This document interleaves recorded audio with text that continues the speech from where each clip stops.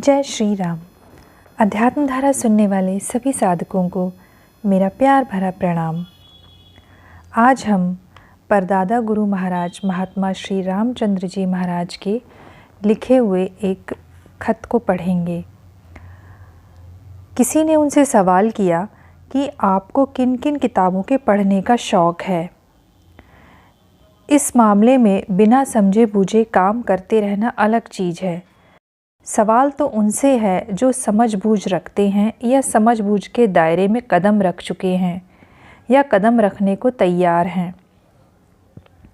एक शेर है, दिल का हुजरा साफ कर जाना के लिए, ध्यान गैरों का मिटा उसके बिठाने के लिए।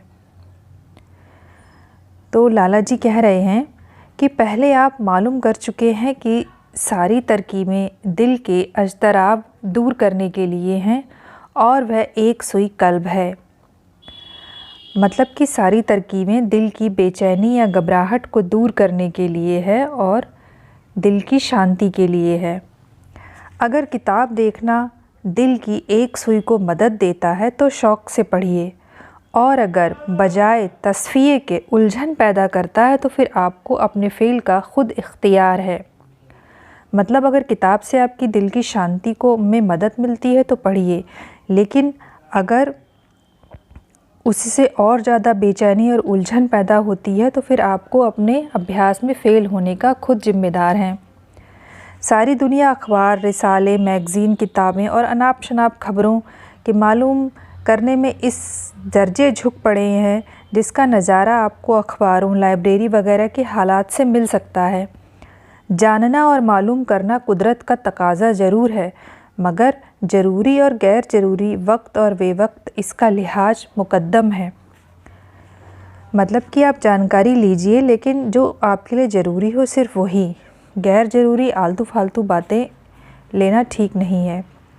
दिमाग एक लतीफ़ शय है और कुव्वत हाफिजा के भंडार में वह अशिया जमा करना चाहिए जो कि आपको सही मतलूब तक ले जाने में मदद दे सके, ना कि कोठरी में अनाप शनाप अल्लम गल्लम कूड़ा करकट जो सामने आ जाए भर लेना सिद्ध है। मतलब कि दिमाग एक बहुत ही कोमल चीज़ है और आपको अपने स्मृति के भंडार में या अपने ज्ञान के भंडार में वही चीज़ें जमा करनी चाहिए जो कि आपको सही आपके उद्देश्य तक ले जाने में आपको मदद करें, ना कि फालतू का कूड़ा करकट भर लेना चाहिए। क्या यह सब चीज़ें कोठरी की सारी हवा को मसमू और जहरीली ना कर देंगी? आप जो अमल व शगल इसका करने लगे हैं कि जहाँ तक ख़याल कम आए बेहतर है, अब ऐसी तरकीब उसके ख़िलाफ़ इस्तेमाल करते हैं कि चौगुने ख़यालों का ढेर इकट्ठा हो जाए और चाहे वह आपके मतलब के हों या ना हों। अमल व शगल करने लगे हैं मतलब उस अभ्यास करने लगे हैं जो आपको विधि बतलाई गई है, उसका अभ्यास करने लगे हैं। अहिल तरीक़त की एक फ़िक्रे की यह राय है कि मुब्तदी को इब्तदा में किताब ना देखना चाहिए। मतलब सूफ़ियों के एक पंथ या समुदाय की यह राय है कि शुरुआती दौर में जिसने अभी अध्यात्म में कदम रखा है और अभी उसने अभ्यास शुरू किया है, उसको शुरुआत में कोई भी किताब नहीं देखनी चाहिए।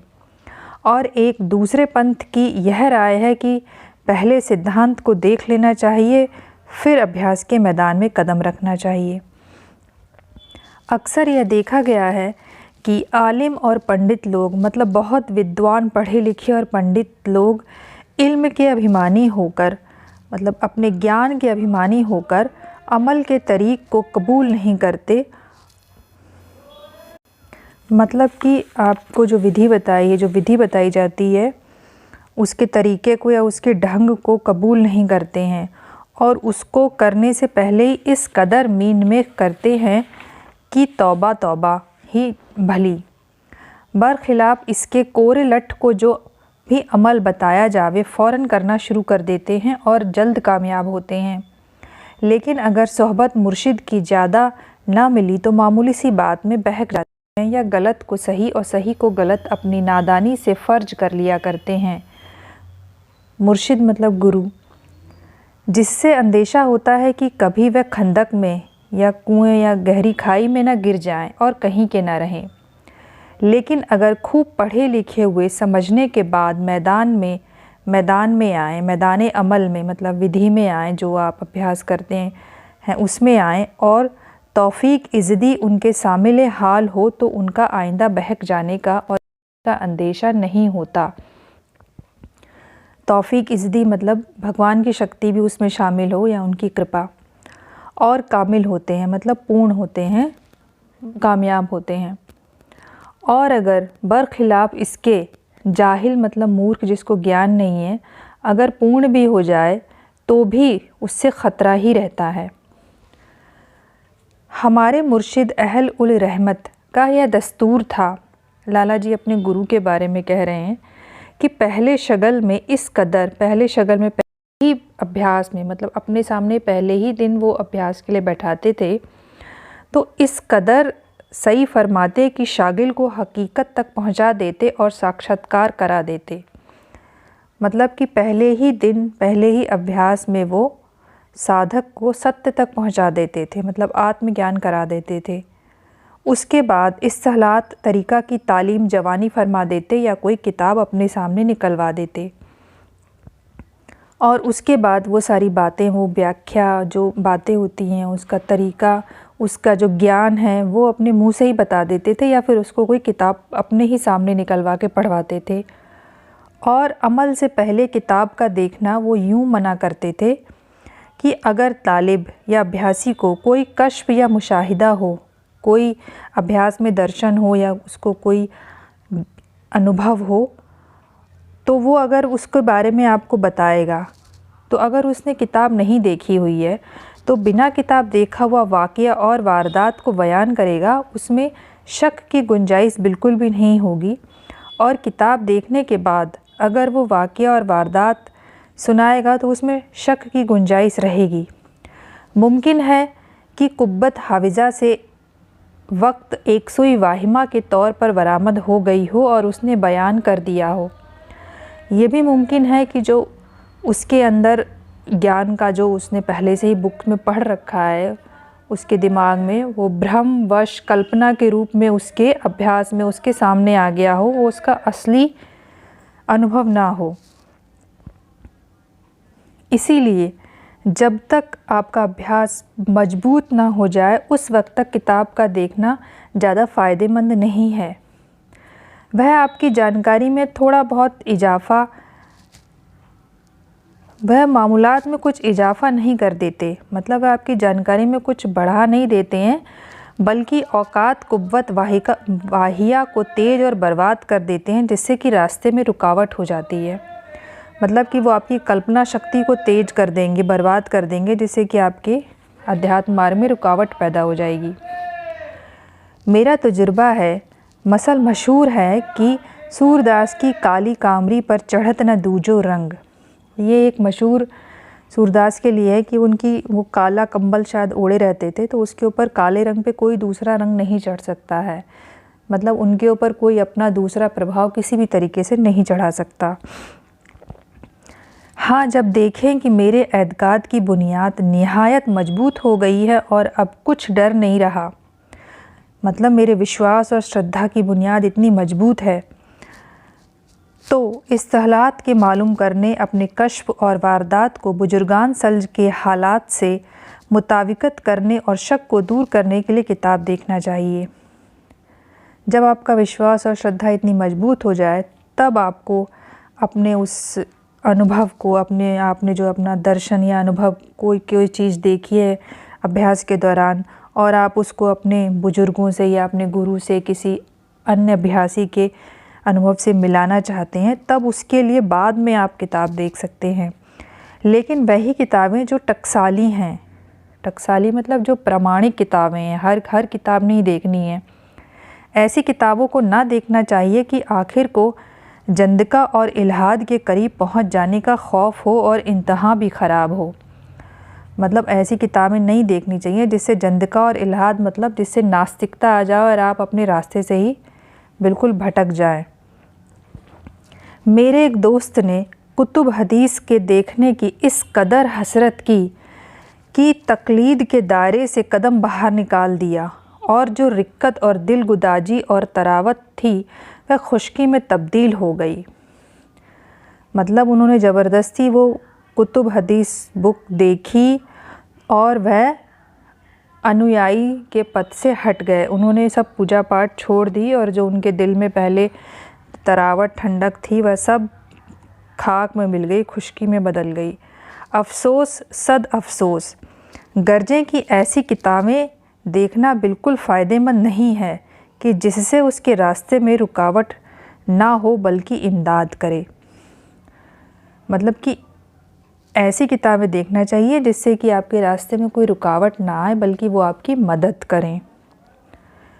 मुफीद किताबों का ज़ख़ीरा हर जगह और हर ज़बान में इस कदर मौजूद है कि अब और जदीद लिखने की ज़रूरत नहीं, और ना आजकल के दिमाग ऐसे सही और काबिल दिमाग वाले मौजूद हैं जो उनसे ज़्यादा लिख सकें। सिर्फ़ उनकी नकल कर सकते हैं या काट छाँट कर अपनी ज़ुबान में लिख सकते हैं। इन्होंने कहा है कि मुफीद मतलब उच्च श्रेणी की प्रमाणिक किताबों का ज़ख़ीरा या कलेक्शन हर जगह हर भाषा में मौजूद है, और अब नया लिखने की कोई भी ज़रूरत नहीं है, क्योंकि आजकल के दिमाग या आजकल के लोग जो हैं वो ऐसे दिमाग वाले नहीं हैं कि जो पहले की किताबों में लिखा जा चुका है उससे ज़्यादा कुछ लिख सकें। हाँ, सिर्फ़ उसकी नकल कर सकते हैं या उसको काट छाँट कर अपनी ज़ुबान में कर सकते हैं। तालीफ़ हर शख्स कर सकता है, लेकिन तसनीफ़ लाखों लिखने वालों में एक शख्स कर सकता है। मतलब 10 किताबें पढ़कर ऊपर नीचे करके कोई अपनी एक किताब बना सकता है, लेकिन तसनीफ़ लाखों लिखने वालों में से मतलब खुद का जो ज्ञान हो वो कोई एक ही शख्स कर सकता है, और वह भी 2-4 सफ़े, मतलब वह भी सिर्फ़ 2-4 पन्ने, क्योंकि तसनीफ़ वह है जो नई बात हो, और नई बात इल्हाम हो सकती है, और इल्हाम हर वक्त और हर शख्स को नसीब नहीं है। इल्हाम मतलब कि ईश्वरीय ज्ञान, आत्मज्ञान जो आपको होता है। अलबत्ता पिछला तरीक़ा, बर्ताव, इस्तिलाहें, इशारे और ज़बान उन किताबों की ऐसी है जिनको आजकल के पढ़े लिखे समझने से कासिर हैं। मतलब है कि जो पुरानी किताबें लिखी गई हैं उनकी भाषा, शब्द, परिभाषा और ऐसी है कि आजकल के जो पढ़े लिखे लोग हैं वो उनको समझने में असक्षम हैं, नहीं समझ सकते। जिन ज़बानों, जिन भाषा और इल्म में वह लिखी हुई है और जो तरतीब उनकी कायम की गई है और जो इस्तिलाहात और इशारात इस्तेमाल किए गए हैं, उनके जानने वाले, शरह करने वाले अब नहीं रह गए, इसलिए वह किताबें बेकार हैं। मतलब उन किताबों में जो चीज़ें इस्तेमाल की गई थी, जो शब्द, जो व्याख्याएं, तो उनका स्पष्टीकरण करने वाले, उनके जानने वाले, उनको समझने वाले अब हैं नहीं, इसीलिए वो किताबें अब यूज़लेस हैं, बेकार हैं।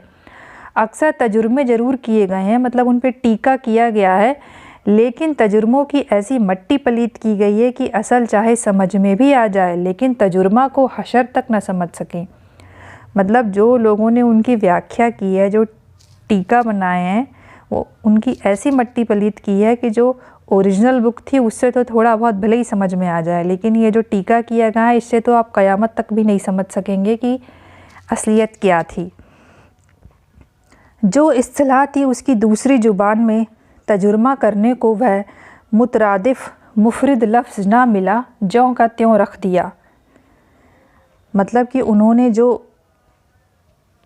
वो जैसे हिंदी से अगर इंग्लिश में किया या इंग्लिश से हिंदी में किया है, तो जो वो शब्द थे उन्होंने जो व्याख्या की है, तो किसी मेन शब्द के लिए उनको अपनी भाषा में वो शब्द मिले नहीं, तो उन्होंने वैसा ही रख दिया, उसका मतलब भी उन्होंने नहीं समझा। और यह तो अंदर का मामला था और अंदर में दाखिला नहीं था, मतलब कि आंतरिक बातें लिखी हुई थी, और अगर उनको वो अध्यात्म में उस ऊंचाई पर नहीं है तो वो उसमें विवश रहे उसको बताने में। इसीलिए ज़रूरत भी थी कि उन दकीक किताबों की मौजूदा ज़बान में शरह की जावे। मतलब कि वो जो गूढ़ किताबें थीं उन किताबों की अभी जो आजकल की भाषा में उनको लिखा जाए, उनका स्पष्टीकरण किया जाए। मसलन अगर एक फ़ारसी का शख्स है जो फ़ारसी जानता है,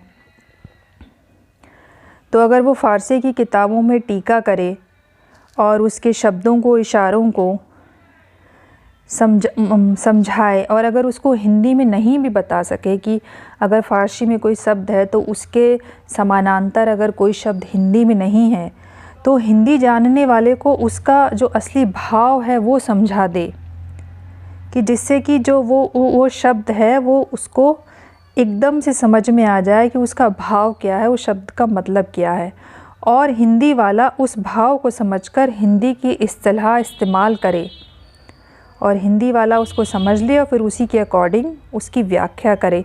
लेकिन इसमें भी शर्त यह है कि हिंदी और फ़ारसी जानने वाले, हिंदी या फ़ारसी या कोई भी दो भाषाओं में जो भी व्याख्या कर रहे हैं, दोनों ही लोग इल्म तसव्वुफ़ के ज़ाहिरी और बातिनी मामलात से बखूबी वाकिफ़ हों। मतलब कि अध्यात्म के ज़ाहिरी और बातिनी, बाहर के और अंदर के सारी चीज़ों से वाकिफ़ हों। मतलब कि वो एक आध्यात्मिक आदमी हो जो कि उस मुकाम तक पहुंच गए हैं जिसकी वो व्याख्या करने वाले हैं। हर कोई वो व्याख्या नहीं कर सकता, ना समझ सकता है। और फिर अंग्रेज़ी भी जानते हों, क्योंकि आजकल के लोग अंग्रेज़ी को ज़्यादा तरतीब देते हैं और पुराने ढंग को पढ़ना उनकी आदत में नहीं है और उसको ठीक नहीं समझते हैं। तो इस तरह से लाला जी ने कहा है कि शुरुआती तौर में उस तरह की किताबें नहीं पढ़ना चाहिए जिससे कि आपको अपने अनुभव या अभ्यास में किसी तरह का कोई प्रॉब्लम आए, क्योंकि आप कुछ भी पढ़ लेंगे तो वो फिर आपकी कल्पना में आ जाएगा। अभ्यास करने से पहले आप सोचेंगे कि ऐसा दिखाई देता है या ऐसा होता है या वैसा होता है। इस तरह की किताबें नहीं पढ़नी चाहिए और मेरे अनुमान में वैसी किताबें पढ़नी चाहिए जो आपके चरित्र को अच्छा करें, आपके अंदर भक्ति श्रद्धा बढ़ाएं, आपके विश्वास बढ़ाएं। आप उस तरह की किताबें पढ़िए, आपको वैराग्य हो।